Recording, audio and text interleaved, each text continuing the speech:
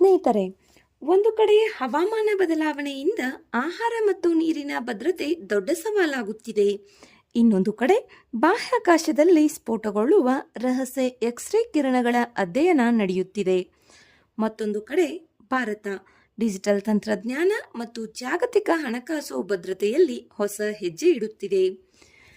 ಇಂದಿನ ಪ್ರಚಲಿತ ವಿದ್ಯಮಾನಗಳ ಈ ವಿಡಿಯೋದಲ್ಲಿ ನಾವು ಇಲ್ಲಿ ಪಟ್ಟಿ ಮಾಡಲಾಗಿರುವ ಈ ವಿಷಯಗಳ ಬಗ್ಗೆ ತಿಳಿದುಕೊಳ್ಳೋಣ.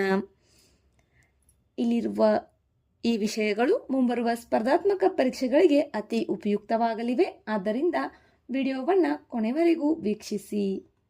ಮೊದಲನೇ ಮಾಹಿತಿ, ಟರ್ಕೋಯಿಸ್ ನೆಕ್ಸಸ್ ಇನಿಷಿಯೇಟಿವ್ 2026ರ UNFCCC COP31 ಅಧ್ಯಕ್ಷತೆ ವಹಿಸಿರುವ ಟರ್ಕಿ ಮತ್ತು ಆಹಾರ ಹಾಗೂ ಕೃಷಿ ಸಂಸ್ಥೆ FAO ಸೇರಿ ಈ ಹೊಸ ಉಪಕ್ರಮವನ್ನು ಪರಿಚಯಿಸಿವೆ.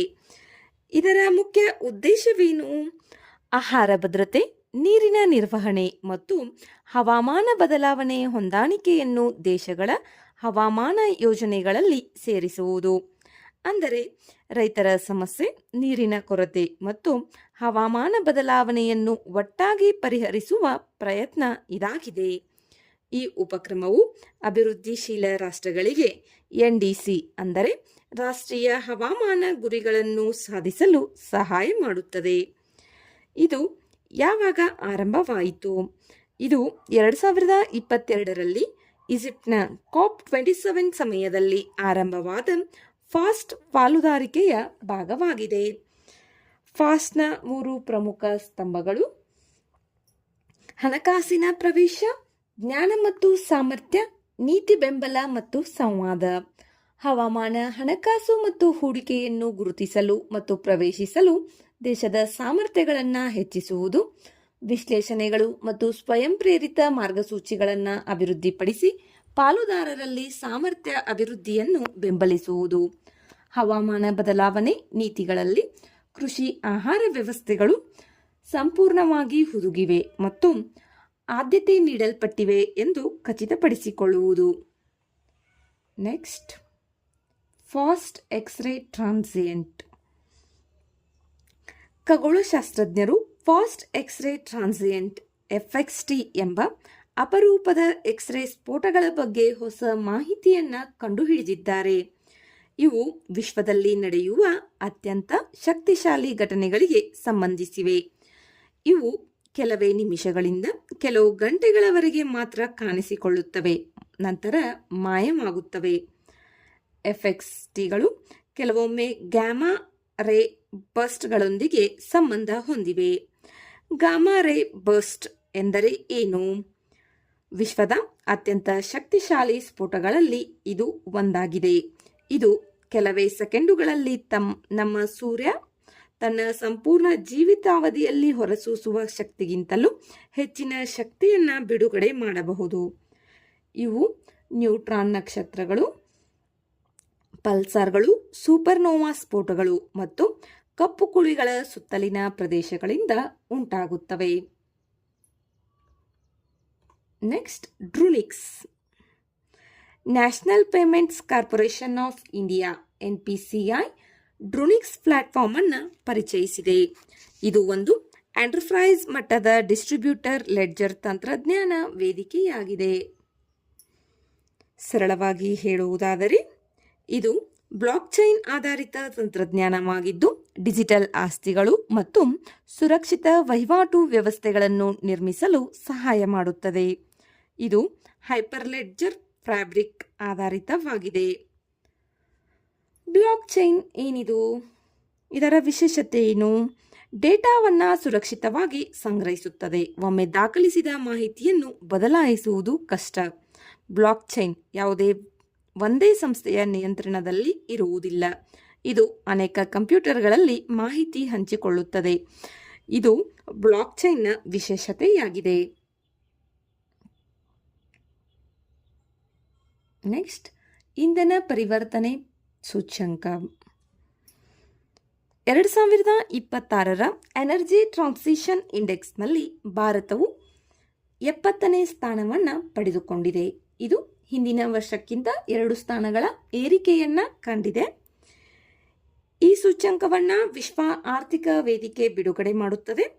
ಇದು ದೇಶಗಳನ್ನು 3 ಪ್ರಮುಖ ಅಂಶಗಳ ಆಧಾರದ ಮೇಲೆ ಅಳೆಯುತ್ತದೆ: ಇಂಧನ ಭದ್ರತೆ, ಸುಸ್ಥಿರತೆ ಮತ್ತು ಸಮಾನತೆ. ಈ 3 ಅಂಶಗಳ ಆಧಾರದ ಮೇಲೆ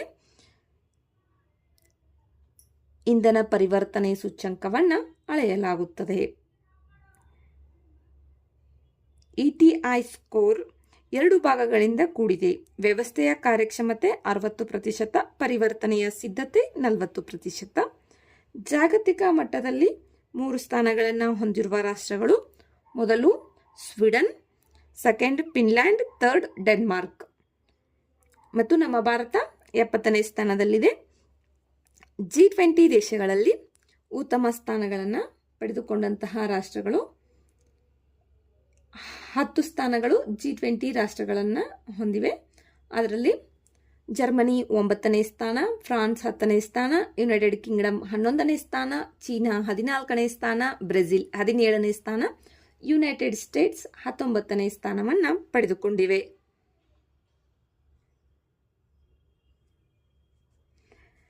ನಿಮಗೆ ಒಂದು ಪ್ರಶ್ನೆ: G20 ದೇಶಗಳಲ್ಲಿ ಭಾರತವು ಪಾಲುದಾರಿಕೆಯನ್ನು ಹೊಂದಿದೆಯೇ? ಇದು ನಮ್ಮ ಭಾರತ G20ಯ ಸದಸ್ಯತ್ವವನ್ನು ಹೊಂದಿದೆಯೇ? ಕಮೆಂಟ್ ಬಾಕ್ಸ್ನಲ್ಲಿ ತಿಳಿಸಿ. ನೆಕ್ಸ್ಟ್, ಹಣಕಾಸು ಕ್ರಿಯಾಪಡೆ.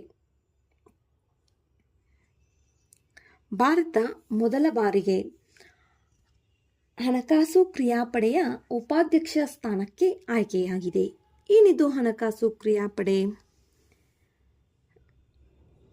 ಇದು ಸ್ವತಂತ್ರ ಅಂತರ ಸರ್ಕಾರಿ ಸಂಸ್ಥೆಯಾಗಿದ್ದು ಜಾಗತಿಕ ಹಣಕಾಸು ವ್ಯವಸ್ಥೆಯನ್ನು ಹಣ ವರ್ಗಾವಣೆ ಮತ್ತು ಭಯೋತ್ಪಾದಕ ಹಣಕಾಸಿನಿಂದ ರಕ್ಷಿಸಲು ನೀತಿಗಳನ್ನು ಅಭಿವೃದ್ಧಿಪಡಿಸುತ್ತದೆ ಮತ್ತು ಉತ್ತೇಜಿಸುತ್ತದೆ.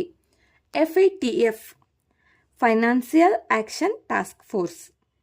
ಇದು ಜಾಗತಿಕ ಹಣಕಾಸು ವ್ಯವಸ್ಥೆಯನ್ನು ಹಣ ಅಕ್ರಮ ವರ್ಗಾವಣೆ, ಭಯೋತ್ಪಾದಕ ಹಣಕಾಸು ಇವುಗಳಿಂದ ರಕ್ಷಿಸಲು ಕೆಲಸ ಮಾಡುವ ಅಂತರ್ ಸರ್ಕಾರಿ ಸಂಸ್ಥೆಯಾಗಿದೆ. ಇದನ್ನು ಯಾವಾಗ ಸ್ಥಾಪನೆ ಮಾಡಲಾಯಿತು? 1989ರಲ್ಲಿ ಪ್ಯಾರಿಸ್ನಲ್ಲಿ ನಡೆದ G7 ಶೃಂಗಸಭೆಯ ಸಮಯದಲ್ಲಿ ಹಣ ಅಕ್ರಮ ವರ್ಗಾವಣೆಯ ಬಗ್ಗೆ ಹೆಚ್ಚುತ್ತಿರುವ ಕಳವಳಕ್ಕೆ ಪ್ರತಿಕ್ರಿಯೆಯಾಗಿ ಈ ಸಂಸ್ಥೆಯನ್ನು, ಈ ಕಾರ್ಯಪಡೆಯನ್ನು ಸ್ಥಾಪಿಸಲಾಯಿತು. ಇದರ ಪ್ರಧಾನ ಕಚೇರಿ ಪ್ಯಾರಿಸ್ನಲ್ಲಿದೆ.